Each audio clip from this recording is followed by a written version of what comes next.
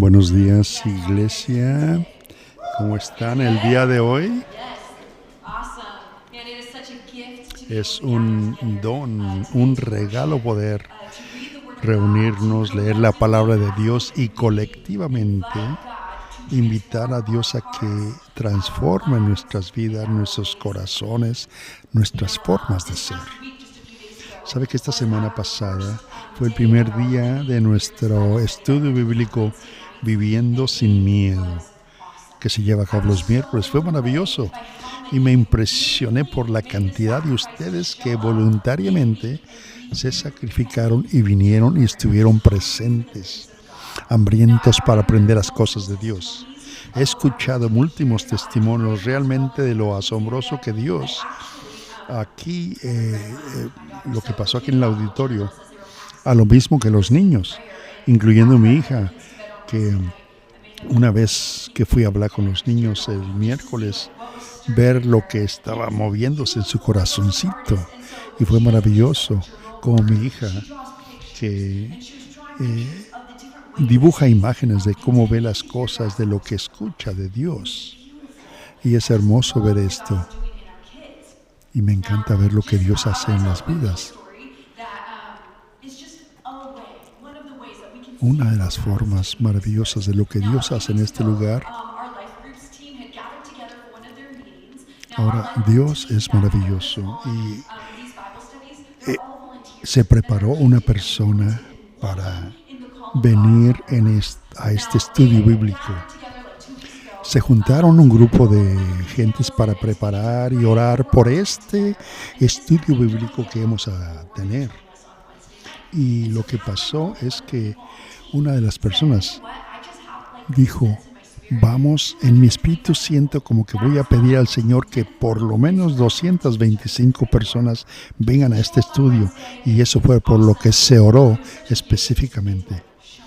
Y el miércoles por la noche se llevó a cabo el estudio bíblico y fue maravilloso. Alguien al final del servicio dijo, ¿sabes cuántas personas estuvieron? ¿Cuántas? En el auditorio. 225 justamente por lo que se oró, por lo que se pidió.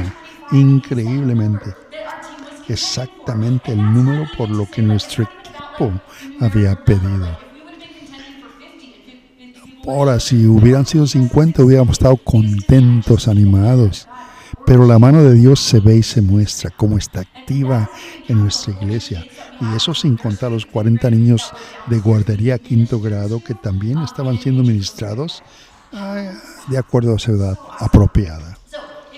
¡Qué genial! Si usted no estuvo aquí, puede venir estos próximos miércoles. Venga. Preséntese para ver lo que Dios está haciendo. Si no está registrado, no se preocupe, simplemente venga para aprender quiénes dice Dios que nosotros somos. Con eso, hoy vamos a continuar con esta serie que comenzamos la semana pasada, que tiene que ver con conocidos. La palabra del año es conocidos por Dios. Y esto es la imagen de Dios. En nuestro domingo de visión compartí que cada sermón responderíamos a preguntas: ¿quién es Dios? ¿Quiénes somos? ¿Y qué debemos hacer a la luz de eso? Mi esperanza es que a medida que continuemos aventurándonos en esta serie, esas 3 preguntas sean respondidas y que al final tengamos una comprensión de quiénes somos en Cristo. La semana pasada, mi esposo Jay comenzó la serie hablando sobre cómo Dios creó al hombre, a los seres humanos. Y leímos en el capítulo 1 cuando dijo Dios, hagamos al hombre a nuestra imagen, a nuestra semejanza. Y está claro que todos estamos hechos en la imagen de Dios, en la imago Dei, que en latín es la imagen de Dios. Y esta idea preparó el escenario para nosotros hoy, y hablamos como nosotros, como seres humanos, fuimos creados a la imagen de Dios. Y hoy vamos a hablar como Jesús es la imagen de Dios. Así que a medida que exploramos este concepto, un pequeño presagio que vamos a hablar unos 20 minutos y vamos a hacer ciertas preguntas. Las preguntas que vamos a hacer es ¿quién? ¿Por qué? ¿Cómo y qué? ¿Quién, por qué, cómo y qué? Y la primera pregunta es ¿quién es Jesús? Y al mencionarlo, la respuesta que exploramos y que vamos a ver es que Jesús es la imago Dei, la imagen de Dios. Ahora, ¿por qué es importante esto? ¿Cómo nos impacta esto? Bueno, y por último, vamos a brevemente hablar de qué debemos hacer a la luz de todo esto. Y esto prepare el escenario para la próxima semana, pero comencemos con una oración. Una oración. Señor Jesús, te damos gracias por tu poder de tu Espíritu, Señor. Gracias por todo, Espíritu Santo. Te pedimos que empiezas a revolver dentro de nosotros ese deseo y que tengamos oídos y alma para lo que tienes por nosotros, Señor, para que también podamos quitar toda distracción para concentrarnos en tu palabra de hoy, Señor. En el nombre de Jesús lo pedimos. Amén. Si tiene su Biblia, abra su Biblia en Génesis del 1 al 3. Va a estar en la pantalla también. Pero al comenzar con esta pregunta de quién es Jesús, vamos a ver dos versículos que nos da cierta perspectiva. Empezando en Hebreos 1.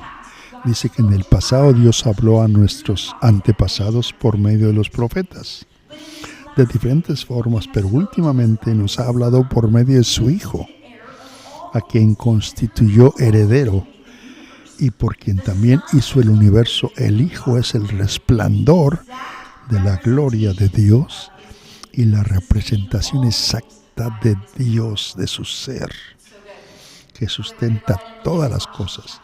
Ahora vamos a Colosenses, versículos 15 al 17 del capítulo 1, donde dice que el Hijo es la imagen del Dios invisible, el primogénito de toda la creación, y por Él fueron hechas todas las cosas en la tierra, en el cielo, visibles e invisibles, tronos, potestados y príncipes.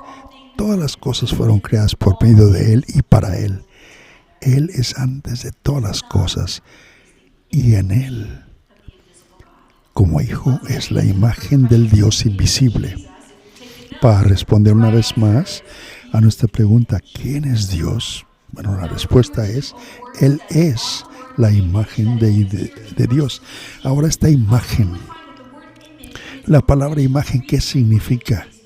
Bueno, esta palabra viene de eikon en griego, que en inglés es icon, en español ícono, que significa semejanza, manifestación. Es como un espejo que refleja y se manifiesta lo que no era evidente, que ahora es evidente, que se ve con claridad. Y Pablo, como autor de Colosenses, dice que Jesús es la imagen del Dios invisible. Está diciendo que Jesús es la semejanza, el reflejo de y manifestación del Dios que no podemos ver. Si les preguntara, que cerraran sus ojos, ¿y qué es lo que llega a su mente cuando se les pregunta cómo creen que Dios se ve? ¿Cómo se ve Dios? Algunos pueden imaginarse un ser alto, con barba larga, tal vez con un bastón. Ahora, si les preguntara una vez más, ¿cómo creen que es Jesús? ¿Cómo creen que se ve? Estoy seguro de muchos se les ocurriría algo así. Cuando puse imágenes de Jesús en Google, esta era la imagen que más salía. Ahora muchas imágenes hablan de este Jesús limpio, cabello rubio, ojos azules, y digo, poco gracioso, porque la región donde Jesús era seguramente tiene la piel más morena que esta. Y para un hombre sin hogar real, creo que estaría, porque estaba mucho en movimiento de aldea en aldea, y creo que se vería un poquito más sucio de esto, de lo que representan estas imágenes. Una vez leí en un libro esta declaración que dice así: parece que una buena educación en la iglesia haría muchas cosas maravillosas para nosotros, pero una de las cosas afortunadas que también hace es convencernos de que Jesús debe ser adorado y no seguido. Y continúa diciendo: la presentación o representación cristiana que representa a Jesús con piel de porcelana ha obstaculizado nuestra capacidad o nuestro deseo de ser realmente como Él. Y por eso dentro de nosotros la fortaleza, la gracia, incluso el coraje o la imaginación, no nos podemos imaginar cómo realmente es Jesús. La forma en que Jesús ha sido representado, como aquí en Colosenses 1 cuando dice que Jesús es la imagen de Dios. Jesús es la semejanza y la manifestación física de Dios, a lo que se refiere su carácter, su naturaleza, no cómo se ve, sino más bien su personalidad, quién es Él, sus atributos, de quién es Jesús. Si alguna vez se ha preguntado cómo es Dios, todo lo que tenemos que hacer es mirar a Jesús. Un escritor dijo: si quieres saber quién es Dios, mire a Jesús. Si quieres saber lo que significa ser humano, mire a Jesús. Si quieres saber lo que es el amor, si quieres saber lo que es el dolor, mire a Jesús. Y si sigue mirando hasta que no sea solo un espectador, siga haciéndolo, sino que sea parte del drama que lo tiene como personaje central a Jesús. La plenitud de Dios, iglesia, se nos revela en Jesucristo, que es la imagen de Dios. Ahora, ¿por qué esto es importante? Leí una historia de un libro que había un pastor en una conferencia hablando a gente específicamente en el área de médicos, pastores, terapeutas, enfermeras. Era una conferencia para personas que tenían que ver con sanación, con curación. Y quiero compartir esto porque importa. Esta historia la voy a leer directamente de este libro titulado R.E. Jesús, un Mesías salvaje para una iglesia misionera. Este pastor, el pastor Cox, estaba hablando en la conferencia y contó la historia de Lucas 8, de cuando Jesús, resucitando a la hija de Jairo entre los muertos. Es una historia conocida. Cuando Jesús y sus compañeros se dirigían a la casa de la niña moribunda, una mujer que estaba sufriendo una hemorragia durante años tocó el manto de Jesús y Jesús dijo: ¿quién me ha tocado?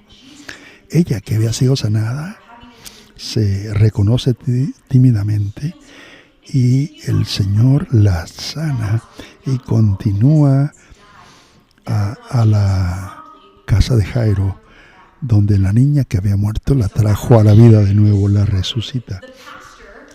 Después de compartir la historia, el pastor le pidió a su audiencia de esta profesión de curación, de nuevo pastores, enfermeros, doctores, y les preguntó: ¿con quién se identifican? ¿Con la mujer sangrante? ¿Con el padre ansioso Jairo? ¿Con la multitud? ¿Con Jesús? Y 100 se relacionaron con la mujer. Otros 100 se identificaron con Jairo, el padre ansioso. Y muchos también se identificaron con la multitud curiosa. Y solamente 6 personas fueron las que sintieron identificarse con Jesús. Y el punto aquí es que hay un problema serio con nuestra comprensión moderna del cristianismo, cuando solo 1 de cada 100 cristianos puede identificarse con Jesús. Aquí había solo una historia sobre Jesús, el sanador, contada a estas personas de profesión de curación, y sin embargo solo 1 o un pequeño puñado, 1 en 100, podían identificarse con Jesús. Se sugiere en este libro que esta incapacidad de identificarnos con Jesús lleva a la excusa de que no se puede esperar que sigamos a Jesús porque nos percibimos a nosotros mismos como aquí abajo y a Jesús como muy alto. Y la ironía es que no sabemos qué hacer. Como creyentes se supone que debemos identificarnos con Jesús y actuar y ser como Jesús. De eso se trata el cristianismo y el seguir a Jesús, la imitación de Cristo. Eso nos lleva a la siguiente pregunta, que es: ¿cómo nos impacta esto?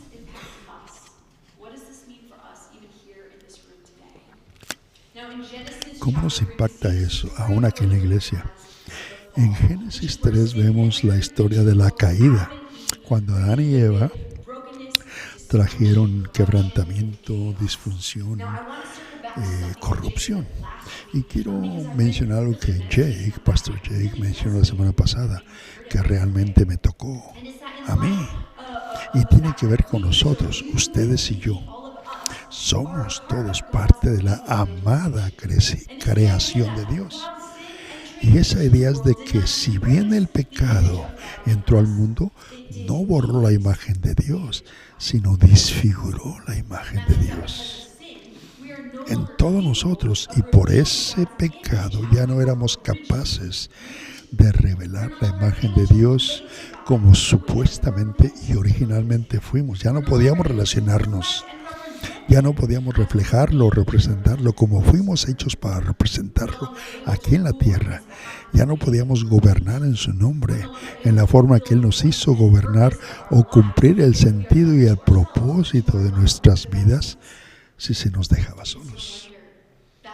Y eso no es de extrañar que nuestra sociedad en conjunto esté sumida en esta crisis de identidad.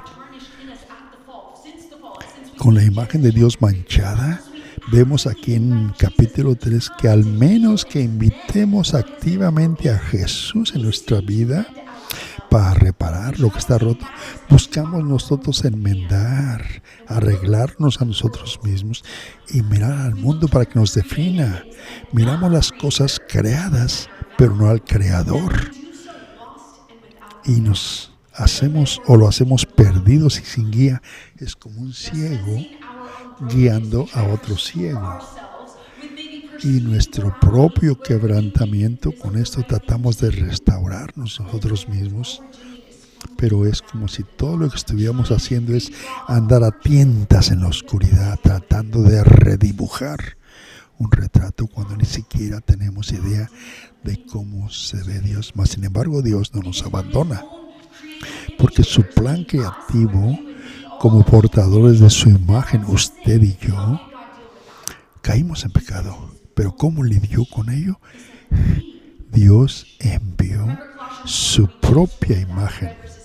Recuerden que leímos en Colosenses. Ahora vamos a leer los versículos 15 al 20 y dice: el Hijo es la imagen del Dios invisible, el primogénito de toda creación, porque en Él fueron creadas todas las cosas en el cielo y en la tierra, visibles e invisibles, ya sean tronos, potestades, príncipes, todas las cosas fueron creados por medio de Él y para Él.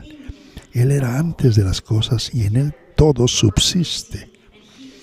Y dice en el 18 que Él es la cabeza del cuerpo, que es la iglesia, el primogénito de entre los muertos, para que con todo tenga la supremacía, porque a Dios le agradó que toda su plenitud habitase en Él, habitara en Él. Ahora, la plenitud de Dios no está en una iglesia, sino ni en un edificio, ni un sacerdote, ni un pastor, sino está en Jesús. Está en Jesús. De nuevo, no en una iglesia, un edificio como esto, o no un sacerdote para repetir. No, ni siquiera un método, o un programa, o un pastor. La plenitud está en Jesús solamente. Y finalmente dice que reconciliándose consigo mismo todas las cosas, tanto las que están en la tierra como las que están en el cielo, haciendo la paz por medio de su sangre derramada en la cruz. Su sangre derramada en la cruz. A pesar de que la imagen de Dios fue desfigurada en nosotros a causa del pecado, porque Adán y Eva hicieron eso, cuando ellos pecaron en el árbol, cuando comieron del fruto prohibido, fue Cristo en el madero, en la cruz, donde se haría la expiación, el perdón. Y donde Adán y Eva trajeron el pecado, fue Jesús quien conquistó la muerte de una vez por todas. Aunque el pecado trajeron muerte, pero Jesús la venció. Él reparó todo lo que estaba roto, porque la humanidad, la imagen y semejanza de Dios que fue rota en nosotros por medio de Adán y Eva, fue reparada en Cristo. Jesús no fue hecho a la imagen de Dios. Jesús fue y es la imagen de Dios. Y vino esa imagen a restaurar lo que estaba roto en aquellos como humanos que fuimos creados a su imagen. Por lo tanto, es Jesús quien restaura la imagen de Dios. Y la humanidad es Jesús quien restaura la imagen en usted y en mí. Ahora, para cerrar mi predicación, quiero hacer la última pregunta y preparar el escenario para lo que hablaremos la próxima semana. La pregunta es, ¿y qué podemos hacer o qué debemos hacer con este conocimiento? A medida que miramos a Jesús, la imagen de Dios, y cuando nos volvemos más como Él, encontraremos que como su creación hecha a su imagen, somos capaces de entrar en plenitud de alegría de lo que significa ser humano. Al mirar hacia Cristo nos convertimos en lo que fuimos hechos para ser originalmente. Y ahora, porque tenemos cierta naturaleza humana pecaminosa, bueno, fuimos hechos para ser pecadores, pero no, eso es fácil de asumir así, pero no fue así. Eso no. Porque es fácil asumir eso, que eso es lo que Dios intentaba, eso, pero no. La realidad es que nosotros, cuando nos permitimos caer en patrones pecaminosos, o nuestras circunstancias traen o reflejan trauma y disfunción, no estamos viviendo en lo que Dios quiso para nosotros. No, eso no fue su plan original. Pero a medida que nos alineamos con Jesús, a medida que miramos a Él, que nos volvemos más como Jesús y lo invitamos a ese caos y quebrantamiento que nosotros mismos creamos con nuestras propias malas decisiones, y que todo ese caos muchas veces está fuera de nuestro control también. Pero es al contemplarlo para que nos convirtamos en las versiones más verdaderas de nosotros mismos. Porque todo lo que somos, mente, corazón, nuestras vidas se alinean con Él y entonces somos transformados a su imagen. Pero para llegar a este punto donde nuestras vidas son un reflejo de Jesús, ¿sabe lo que se requiere? Se requiere una entrega completa. Una entrega completa es lo que se requiere. Renunciando a nuestra voluntad, nuestros caminos, nuestros intentos, nuestra versión de lo que creemos que significa ser humano. Nuestra versión. Pero es al esforzarnos por conocerlo, cómo seremos transformados a su semejanza. Y así encontraremos la respuesta a nuestro problema de identidad. Cuando lo buscamos más, es cuando humanizamos. Y es lo que Pablo está hablando. Es cuando se encuentra Jesús humanizado. Y Pablo lo dice, que para que la imagen de Dios sea restaurada, para que el tipo de personas que ayuden a hacer y avanzar el reino de Dios. Iglesia, esto es lo que estamos llamados a hacer. El mensaje del Evangelio es que cuando Jesús caminó esta tierra, era Dios y reflejó la imagen de Dios. Él vivió la vida que nosotros no pudimos. Y cuando fue crucificado en la cruz, soportó la ira de Dios por todas las formas en que hemos fallado en reflejar su imagen. Y cuando resucitó hubo victoria. Y esa victoria nos dio la capacidad por medio de la fe en Él para dar un paso atrás en el punto y el propósito de nuestras vidas para lo que fuimos hechos. Por eso al entregarnos, al conocernos más a Jesús, cuando nos metemos con Él, cuando entregamos nuestras vidas, en Corintios dice que todos nosotros que con el rostro descubierto, quiere decir nuevo conocimiento, contemplamos la gloria del Señor y estamos siendo transformados a su imagen con una gloria cada vez mayor, y así es como cumplimos nuestro propósito en la vida, que es conocer a Jesús, ser conocidos por Jesús y darlo a conocer. Oremos. Señor Jesús, te damos gracias. Te damos gracias de quién eres, Señor. Gracias por ser tan bueno con nosotros, Señor. Gracias, Jesús, por ser la imagen misma de Dios y por restaurar esa imagen en nosotros, Señor. Gracias por crear este camino para nosotros, para seguirte con ese conocimiento de que podemos seguir buscando esa relación y mejorarla. Cuando hacemos la pregunta, ¿quiénes somos y para qué fuimos llamados?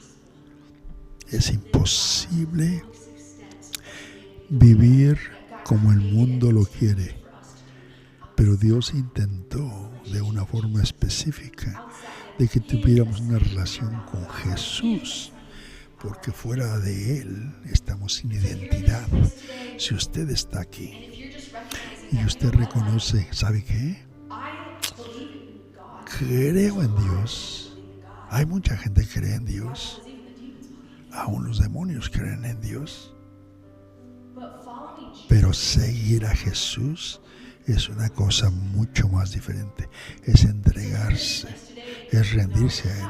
Si usted reconoce y se encuentra en este lugar y cree en el mensaje y acepta a Jesús, murió por usted, pero nunca ha rendido o entregado su vida a Él, y se dice, no lo he seguido, tal vez hoy sienta en su espíritu, en su corazón, esa revuelta de que el Espíritu Santo le está moviendo a decir, para de creer y ahora entrégate, entrega su vida. Si usted quiere hacer ese compromiso de entregar su vida a Cristo, levante su mano y diga, yo soy ese. ¿Alguien aquí? Sí, ya vemos esa mano. Ya veo esa mano levantada. Ya veo esa otra mano. ¿Alguien más? Conté 6. Te damos gracias, Señor, de que tú creaste este camino, de que tu palabra dice que todo lo que tenemos que hacer es creer en nuestro corazón y confesar con nuestra boca y experimentar el don de salvación. Para los que levantaron su mano, están diciendo, aceptamos el don de salvación, el regalo de salvación, pero hay más pasos. El otro paso es rendirse y seguirle. Por cada persona, Señor, te pedimos y oramos para que nos des algo tangible, una imagen, una palabra que quieres que hagamos para todos estos, Señor. ¿Cómo es el seguirte, Señor? Muéstranos. Jesús, quiero conocerte. Queremos ser conocidos por ti y darte a conocer. Espíritu Santo, ayúdanos. Gracias por todas las manos levantadas, Señor. Continúa cultivando en ellos esperanza. Hoy, en el nombre de Jesús lo pedimos. Amén.